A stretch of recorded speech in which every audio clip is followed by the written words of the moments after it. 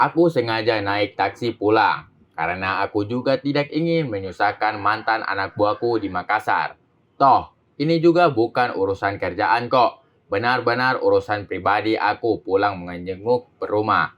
Salah satu fasilitas yang diberikan oleh perusahaan pada kami, para managerial yang lagi kena mutasi ke daerah lain.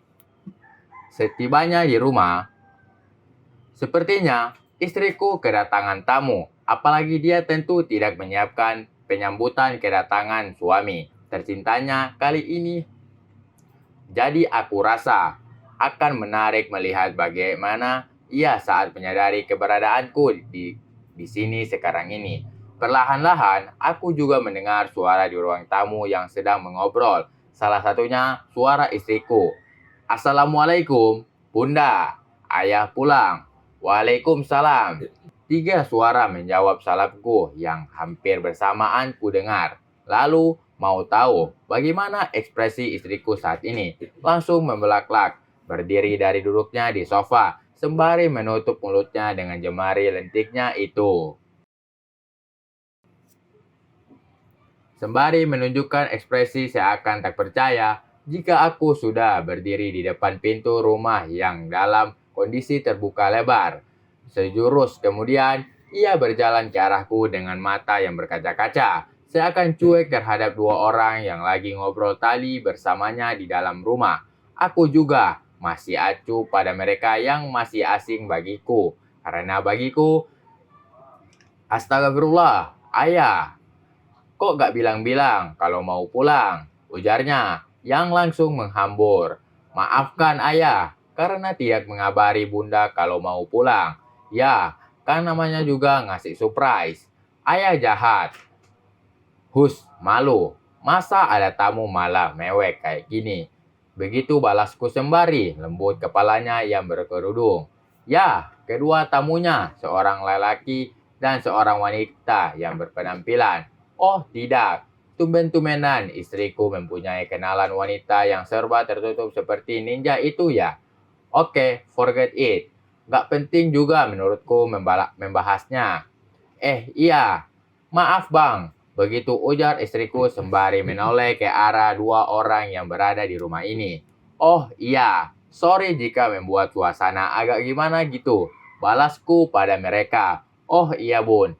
Aku lantas menatap istriku, menunjukkan ekspresi bertanya padanya jika kedua orang itu siapa. Astaga, sampai lupa, ujar istriku. Kemudian melepaskan dan menarik lenganku untuk duduk di sofa bersamanya. Kenalin bang, suami Rizka, ayah.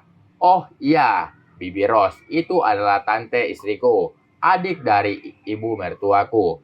Oh iya, aku pun lantas mengulurkan tangan ke arah pria bernama Herdi itu yang kutaksir sepertinya lebih tua dariku. Herdi pun menyambutnya dan kami berjabat tangan. Setelahnya aku mengulurkan ke arah istrinya yang bernama Sita. Namun, detik berikutnya, ups, maaf. Aku yang minta maaf, Pak. Suara wanita itu. Tapi aku melempar senyum mengisyaratkan aku tak mengapa karena hanya kejadian kecil kayak gini. Oh iya, kalian lanjut dulu boleh. Saya kebetulan lagi pengen bersih-bersih.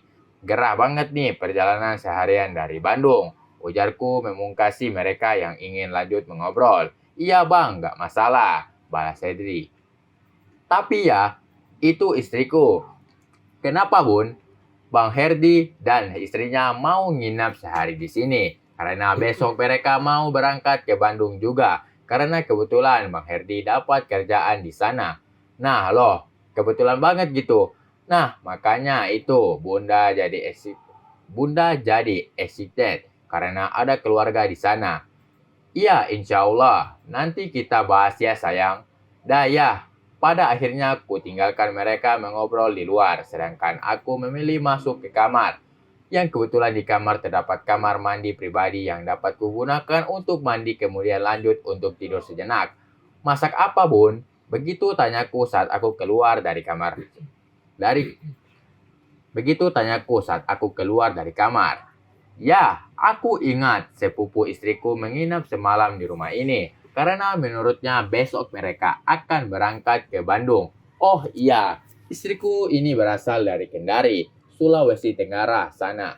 Jadi sepertinya mereka juga memang berasal dari sana. Makanya mereka menginap semalam di sini dan besok akan melanjutkan perjalanan menuju ke Bandung. Gara-gara ayah nih.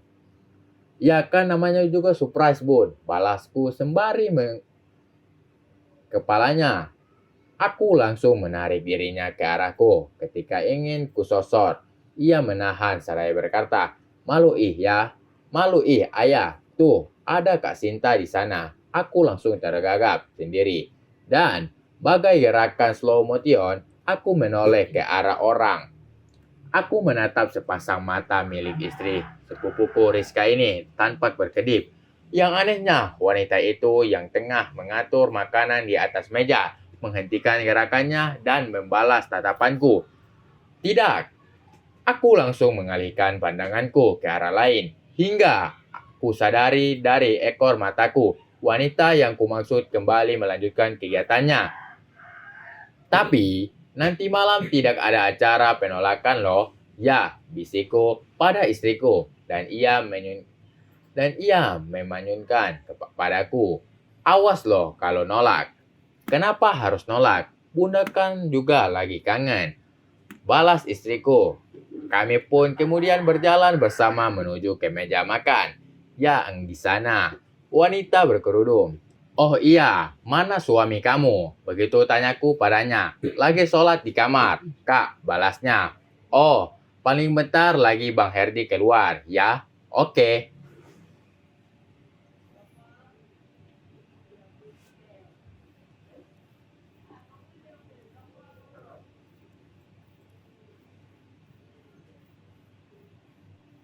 Singkatnya, kami pun makan bersama, berempat di meja makan ini. Sembari makan, kami pun terlibat obrolan singkat dengan pertanyaan yang datang dariku. Oh iya, di Bandungnya nanti di mana? Kebetulan kerjanya di sini, di Cimahi. Kak, buset, kak. Sepertinya ente lebih tua dari saya.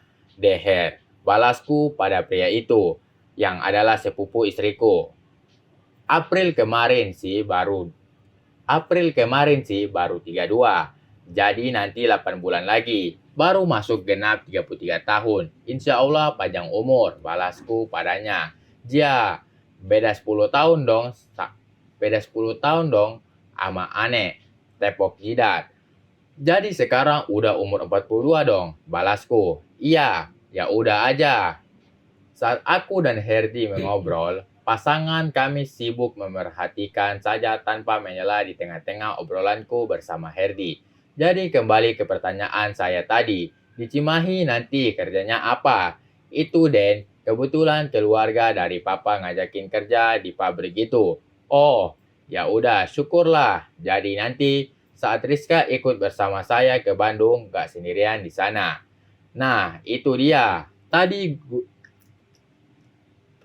juga Bunda udah ngobrol. Kalau gimana, daripada ngekos di sana, mending tinggal bareng aja sama kita. Iya kan ya? Celutuk Rizka. Aku pun hanya melempar senyum ke mereka tanpa menunjukkan ekspresi penolakan. Meski secuil di dalam hati sana, sedikit menolak ide istriku. Tapi lebih banyak yang kupikirkan memang adalah ide istriku itu cukup baik juga sih. Secara aku pastinya nanti banyak di luar rumah. Dan aku tak mau istriku merasa kesepian saat sendirian di rumah nantinya. Ya sudah, nanti bagaimananya. Kita lihat aja pas sudah sampai di sana semuanya. Pungkasku, agar obrolan mengenai ide. Oke guys, terima kasih telah menonton channel ini dan jangan lupa untuk menekan tombol like and subscribe agar kamu tidak ketinggalan part-part berikutnya untuk novel baru ini. Dan jangan lupa bahagia.